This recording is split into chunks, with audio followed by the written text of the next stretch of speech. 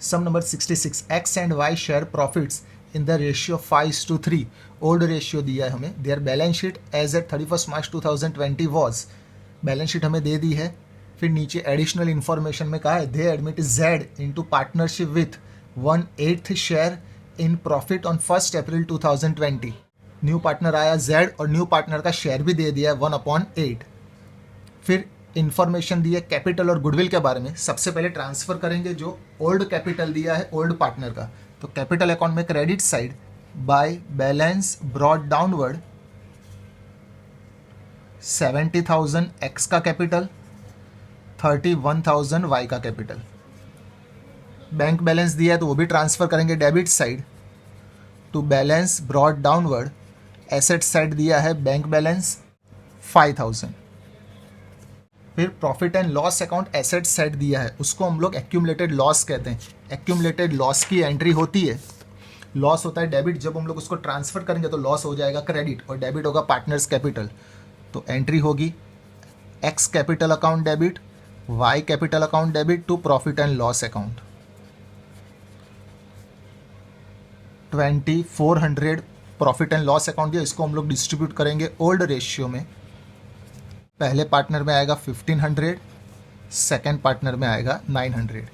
Capital account debit हो रहा है तो कैपिटल अकाउंट में debit side to profit and loss account. पहले पार्टनर का 1500, सेकेंड पार्टनर का 900. उसके बाद लिखा है Z bring 20,000 rupees as is capital. Z 20,000 rupees capital आता है तो उसकी एंट्री होगी bank account debit to Z capital account. 20,000 rupees की एंट्री पास करेंगे. बैंक अकाउंट में डेबिट करेंगे, कैपिटल में क्रेडिट करेंगे. तो बैंक अकाउंट में debit side to Z capital account 20,000 और कैपिटल अकाउंट में credit side by bank account 20,000 and 12,000 rupees for goodwill in cash. और गुडविल आती है कैश से. अगर गुडविल कैश से आती है तो उसके लिए हमारे पास होना चाहिए सेक्रीफाइसिंग रेशियो. हमारे पास ओल्ड रेशियो है एक्स और वाई का 5:3. न्यू पार्टनर आता है जेड और उसके बारे में लिखा है कि जेड का न्यू पार्टनर का शेयर दे दिया है 1/8 न्यू पार्टनर शेयर. और फिर आगे लिखा है Z acquires his share from X. Z को जो 1/8 शेयर मिलता है वो एक्स के पास से मिलता है. इसका मतलब सेक्रीफाइस सिर्फ एक्स करता है, वाई नहीं करता. अगर वाई सेक्रीफाइस नहीं करता तो हमें सेक्रीफाइसिंग शेयर सिर्फ मिलेगा एक्स का. तो यहाँ पे हम लोग लिखते हैं सेक्रीफाइस शेयर. ये जो 1/8 शेयर उसको मिला वो एक्स ने अपने हिस्से में से दिया है. तो sacrifice share of X is equal to 1/8. तो जब हम लोग गुडविल की एंट्री पास करेंगे तो उसमें सेक्रीफाइसिंग शेयर में सिर्फ एक्स का ही नाम आएगा. तो एंट्री होगी bank account debit to premium for goodwill account और second entry premium for goodwill account debit to एक ही पार्टनर सेक्रीफाइस करता है तो एक ही पार्टनर का नाम लिखेंगे to X capital account. Goodwill आती है 12,000.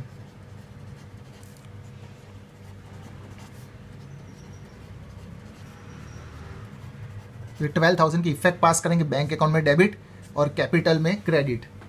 तो बैंक अकाउंट में डेबिट करेंगे to premium for goodwill account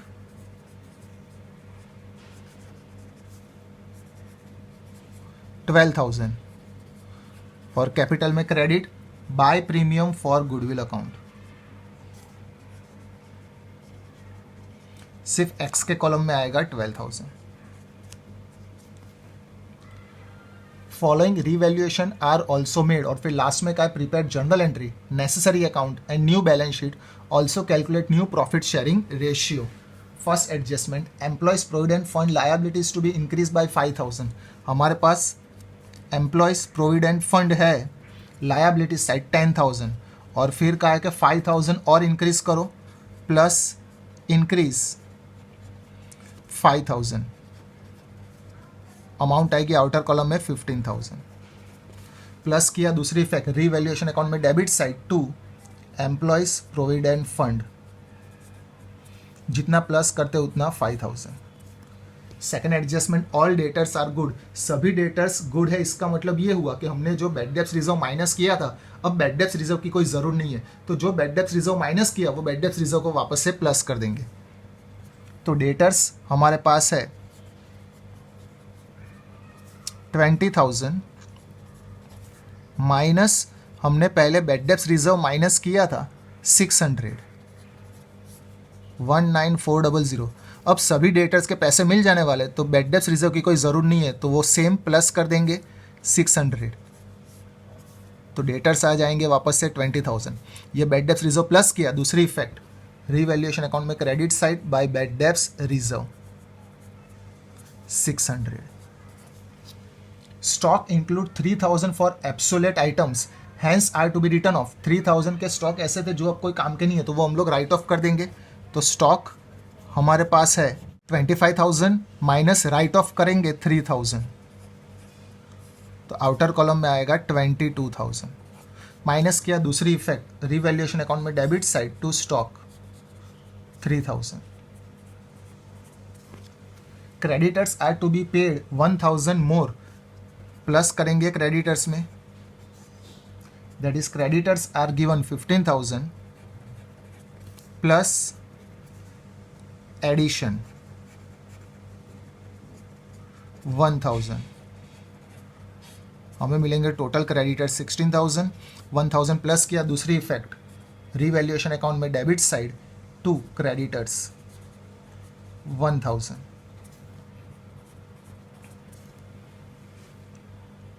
fixed assets are to be revalued at 70,000, हमारे पास फिक्स्ड एसेट्स है 80,000 और हमें कहा है कि अब फिक्स्ड एसेट्स की वैल्यू हमें रखनी है 70,000, दैट इज माइनस होगा डेप्रिशिएशन 10,000।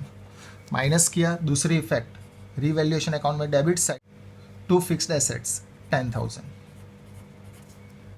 अब ये जो हमने 5 एडजस्टमेंट पास की उसकी हम लोग एक साथ कंबाइन एंट्री भी पास कर सकते, तो हम लोग कंबाइन एंट्री पास करेंगे। Revaluation account debit to employees provident fund account to stock account to creditors account to fixed assets account. अगर ये सबकी अलग अलग सेपरेट एंट्री पास करनी है तो सेपरेट भी कर सकते हैं, कंबाइन एंट्री पास करनी है तो कंबाइन एंट्री भी पास कर सकते हैं।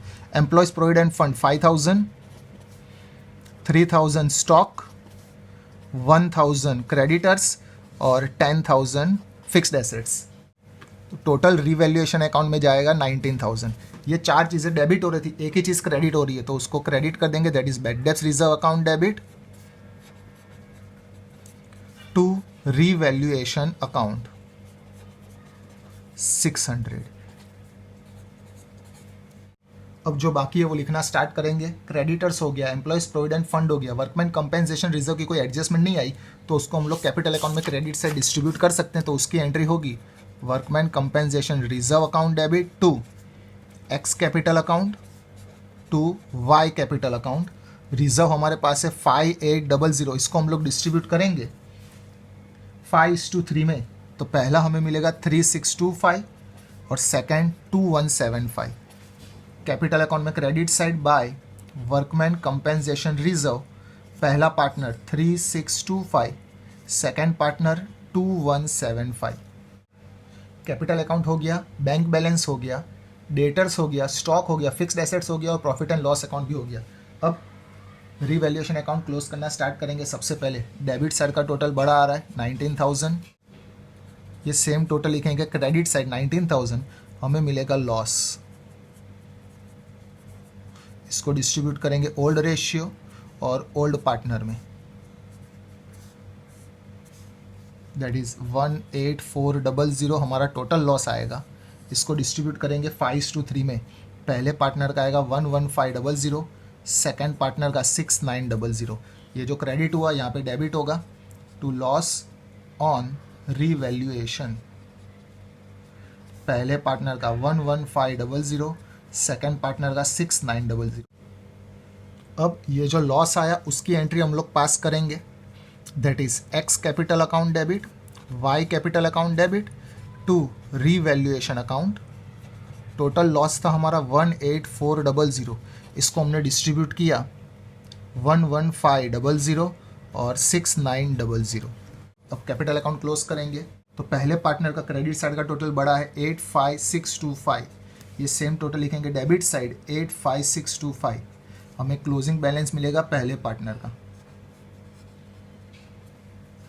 72625। सेकंड पार्टनर का क्लोज करेंगे, उसका भी क्रेडिट साइड का टोटल बड़ा आ रहा है 33175, ये सेम टोटल लिखेंगे debit side 33175।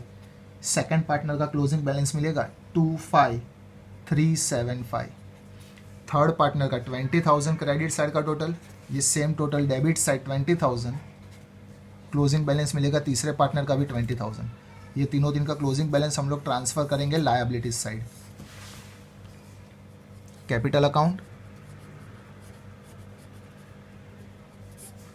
X Y Z 72625, 25375 and 20,000। हमें टोटल कैपिटल मिलेगा 118,000। बैंक अकाउंट क्लोज करेंगे, टोटल 37,000 डेबिट साइड का, ये सेम टोटल लिखेंगे क्रेडिट साइड, हमें क्लोजिंग बैलेंस मिलेगा 37,000।